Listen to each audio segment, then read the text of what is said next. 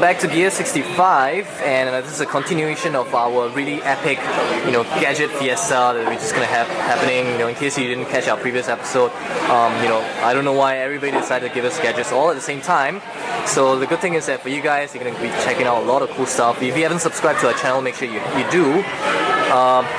Today we are taking a look at the Samsung Galaxy S2, which is their latest Android smartphone, and it's a pretty nice device. Let's take a look at the hardware first. The first thing that strikes you is its 4.3-inch display, so it's a really big display, and the resolution for this one is 480 pixels by 800, which is pretty standard.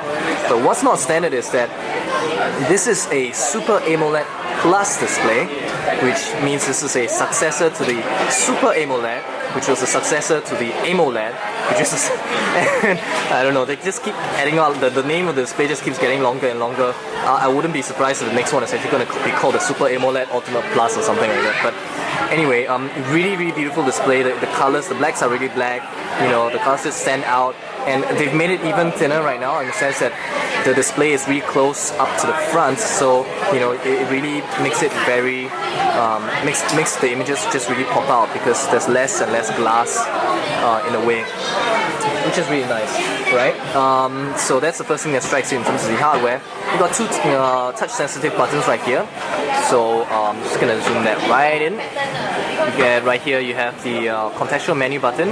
On this side, you got a physical home button as well as the back button. So I'm just gonna switch off the phone and hit the home button, and you realize that it does bring up the display, so you don't have to reach out for the power button on the side. And just gonna flick this image out to unlock the screen. Okay, on this side, you have the on-off switch, the standby button, which you've seen earlier. Okay, this is the 3.5mm headphone jack. And on this side you have the volume control. On the bottom you have a standard micro USB port, which is nice. Microphone on this side. Now let's take a look at the back. You have an 8.0 megapixel camera with an LED flash and a nice Samsung logo, and you got the speakers at the back here. And on the front you have a front-facing camera which has a resolution of 2.0 megapixels. Very nice. Alright, so that is the phone's hardware.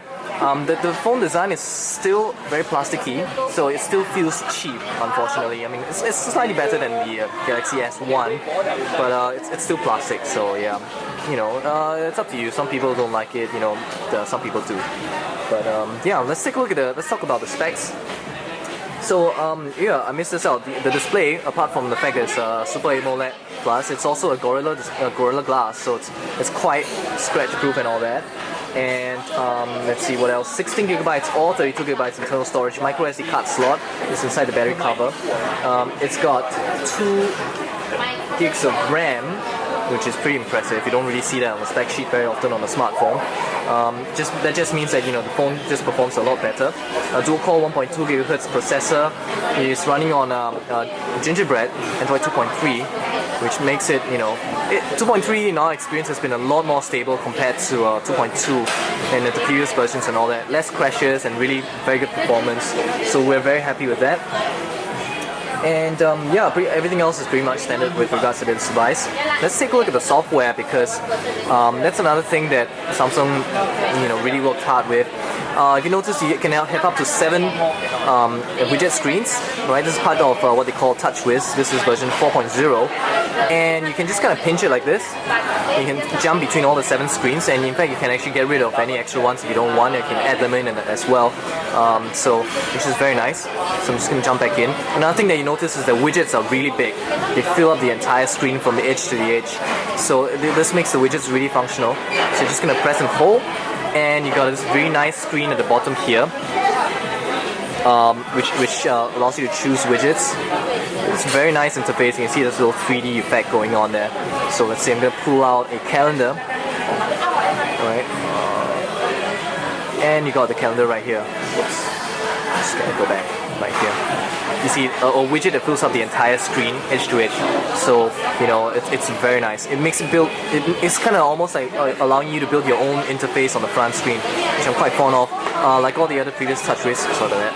You can jump from one screen to another just by hitting a button. Alright, menu button at the bottom, application launcher, just like some of the iPhone as well as the Sony Ericsson ARC that you saw the other time. It's left to right. Why is left to right important? Why is it better than up to down? Because left to right allows you to have muscle memory. Very quickly jump to the second screen, you'll know that, okay, my places applications is right here in this corner, which is a lot better than up and down, so we're quite fond of this. Hit the contextual menu button and you can actually adjust the arrangements of the icons and things like that, and including ability to add folders and pages, which is kind of cool. They've done quite a bit in terms of the applications as well, so I'm just going to go through the applications from the top to the bottom and see if there's anything that you might be interested. This is the top here, they're pretty much standard applications. You have a social hub right here, which is very nice. What it does is that it gives you a single location for you to aggregate all your social networking feeds like Twitter and Facebook, as well as your other messaging and all that kind of stuff, so all in a single place. They've got this thing called Reader's Hub, which actually is a kind of cross between ebooks and magazines and news and stuff like that. You can subscribe to stuff here. In Singapore you can actually even get the iToday on this hub as well. So that's very nice. It's always good to combine services. You got a game hub right here for games and stuff. And just gonna go to the app launcher and see what else they have. Let's see, mini diary, video maker. They've got a nice video maker application, photo editor as well. They got a Polaris office. It's starting to see this kind of common. This is the same application that's found on the Asus Pad transformer as well. So some very nice applications. Out of the box you get social networking stuff and office applications on this device already. So they're quite impressed with it.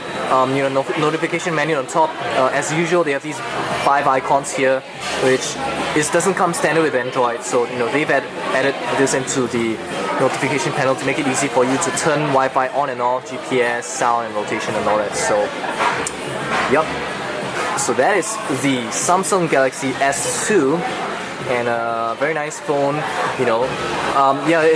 It's been selling very well, and it performs well because it's running on Android 2.3.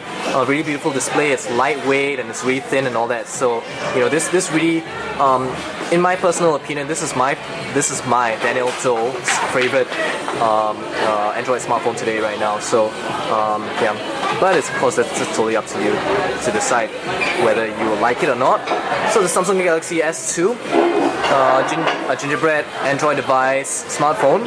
If you like this video, be sure to check out more videos, www.tech65.org, as well as subscribe to our channel, youtube.com/65bits. More gadgets coming up right here on Tech65.